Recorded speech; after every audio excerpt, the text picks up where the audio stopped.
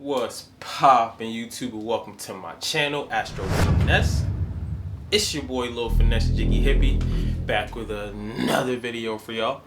And this video right here, we're going to be talking about if you have Chiron in the 7th house or in the sign of Libra.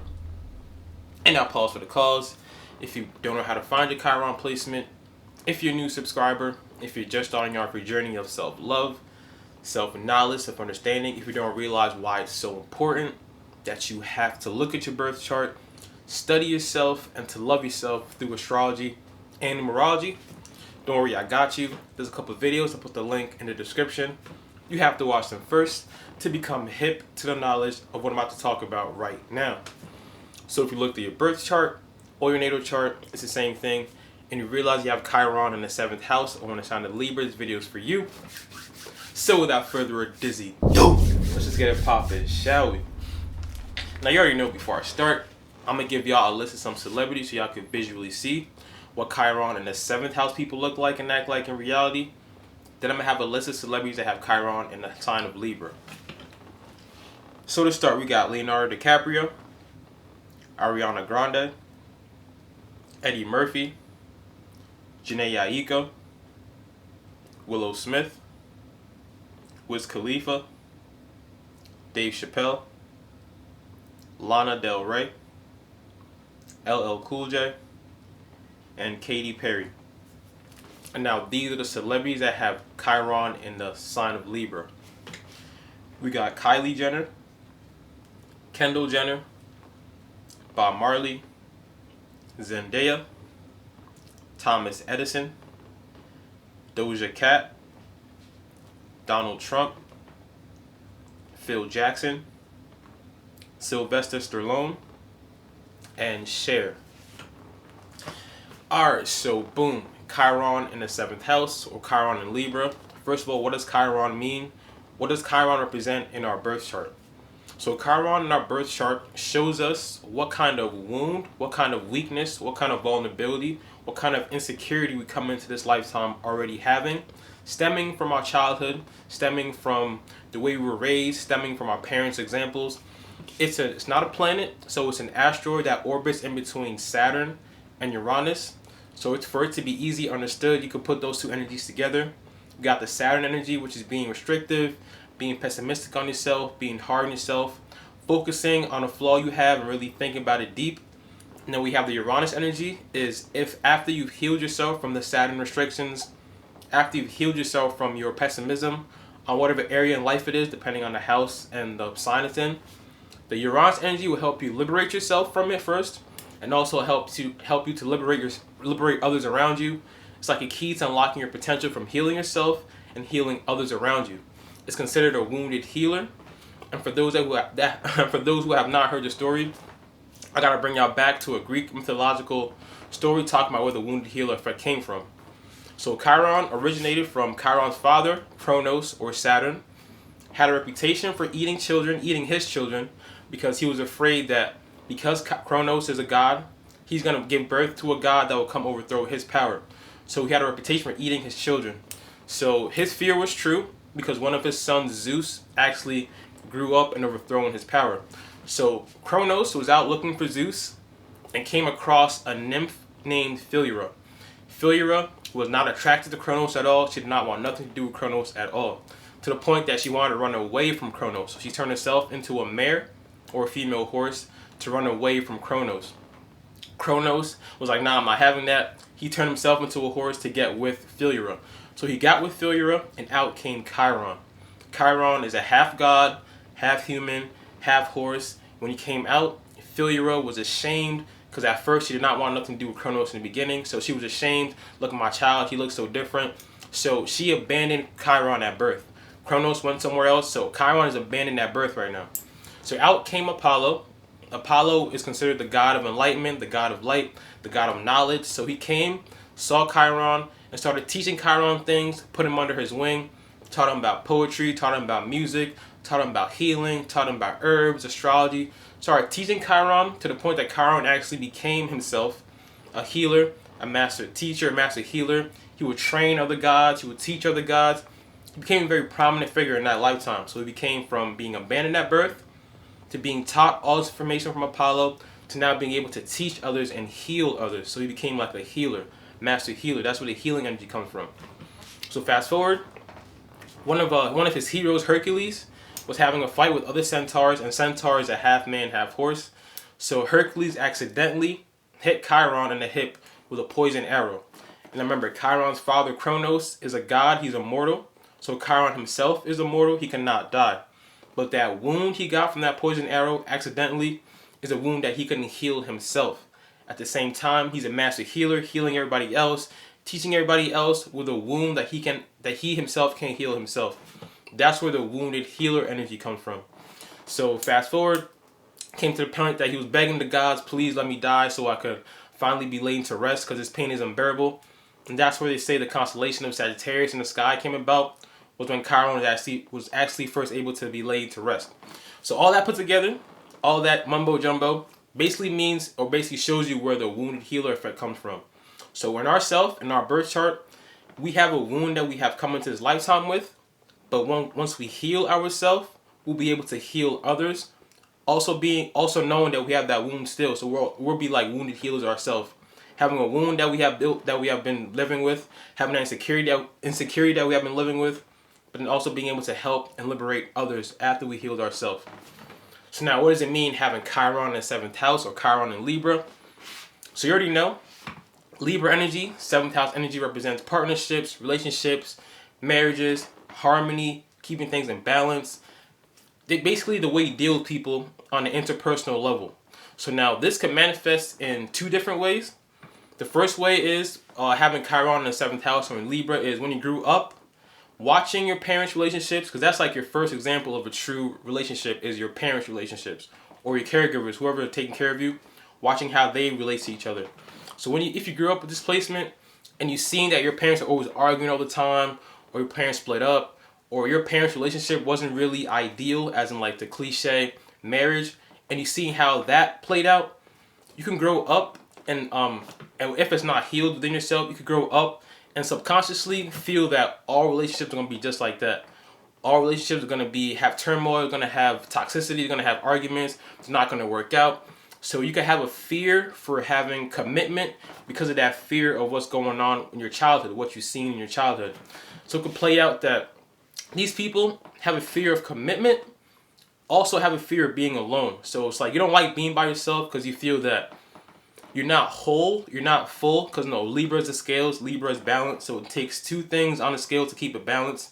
Y'all can feel like you're not whole if you don't have a partner, if you don't have a soulmate, if you don't have somebody with you. So you don't like being alone.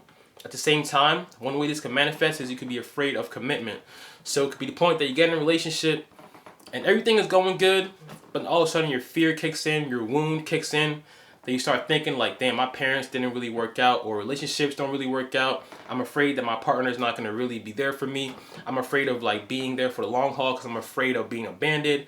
I'm afraid of them leaving. So that you can low key put these things in your mind and self-sabotage your relationship to the point that you start becoming distant and your partner start realizing like you're becoming distant and your partner leaves you. Then you're just like, yep, see, I told you, relationships don't work out. This is not for me. Not knowing all the way in the past is like you're the one that started the self-sabotaging energy with the relationships. So one way that manifests is you being afraid of commitment and wanting to self-sabotage your relationships. Or the other end is you being so into relationships, so idealizing a partner, so wanting to be with somebody so much, and understanding that you have a wound in your 7th house, or wound in Libra, a wound in relationships, meaning that you're like a healer in relationships. You can subconsciously attract people or be attracted to people that have a wound or that are in need of help in a way, that need healing in a way.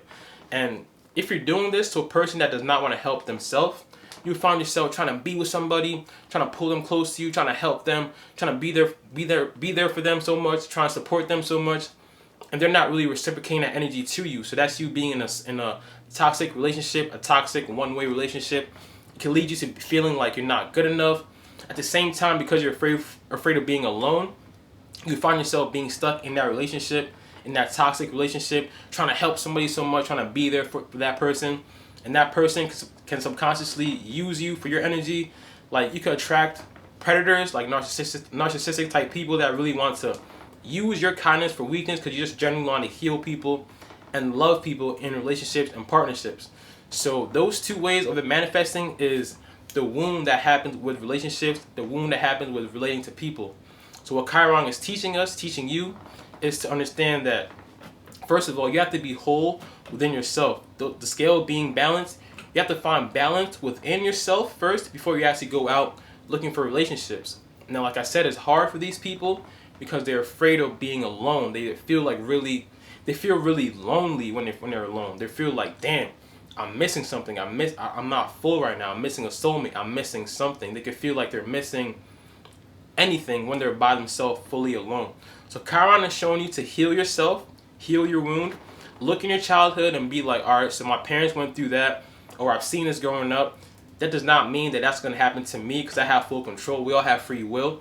Not putting the self-sabotaging energy in your relationships by healing yourself, understanding that, look, I have to be whole within myself, I have to be at one within myself, so I won't be afraid of somebody leaving, so I won't be afraid of somebody abandoning me, because even if that happens, I'm whole within myself already. I could just go and find somebody else that deserves me.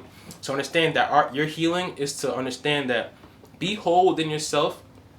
Understand that even if you're in relationships that are one-sided, which is you always trying to heal that person, you're always trying to help that person, and that person not trying to help themselves, if you're always trying to, like, that codependency factor, always trying to be with that person because you're afraid of being alone, you have to heal yourself, be a one within yourself, be a whole within yourself, find balance and harmony within yourself, and in turn you'll be able to, after you've healed yourself, be able to look out and help others in their relationship troubles. Like, these people will be the perfect counselors, marriage counselors, relationship therapists, like people that actually sit down, talk to somebody, hear their problems, and find a way to balance it out, to mediate it out, to bring harmony in their life.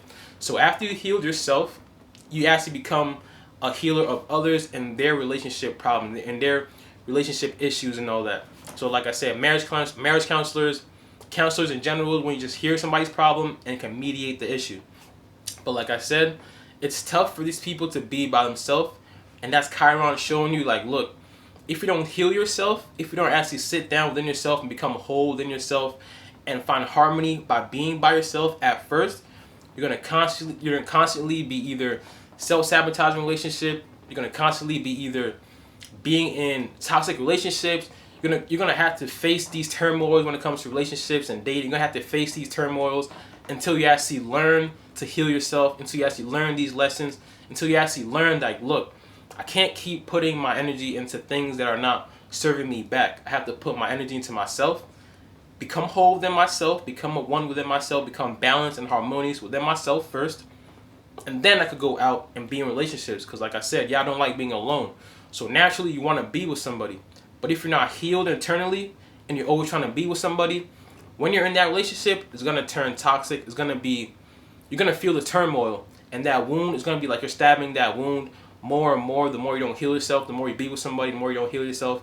It's like you're stabbing yourself with the wound because you'll be like, see, I told you, relationships are not for me. I'm always going through these things. It's like y'all can be really hard on yourself when it comes to marriages, dating, and partnerships. You can be really hard on yourself. Even socially, growing up, you could have been like socially awkward a little bit. It's like y'all just have a hard time finding peace within yourself, finding harmony within yourself first, and then going out and actually being able to interact with others. So if you don't do this, like I said, a toxicity will come out. If you don't heal yourself first, you'll be in very hard to deal with relationships, hard to deal with people. You will attract a lot of people that need healing. You will attract a lot of wounded people, a lot of wounded partners that you find yourself always trying to be there for them, support them and help them. But then you're just giving yourselves too much to somebody that's not like really reciprocating it back to you. And that's that one-sided, that's that fear of abandonment, fear of being alone energy. So all that put together, Chiron is teaching you to be whole within yourself.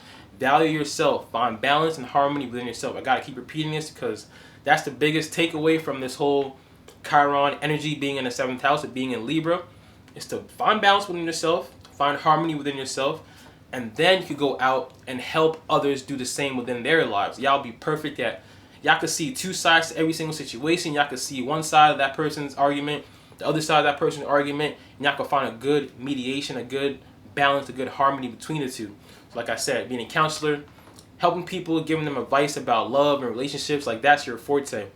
But you can only do that effectively after you have looked within yourself and healed yourself first from all your childhood traumas, from all your past life relationships, from all the traumas you've experienced when it comes to dating and partnerships and marriages.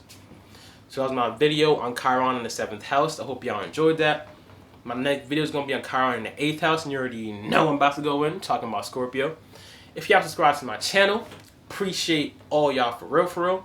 But if you still haven't subscribed yet, go ahead, handle that one time for your boy.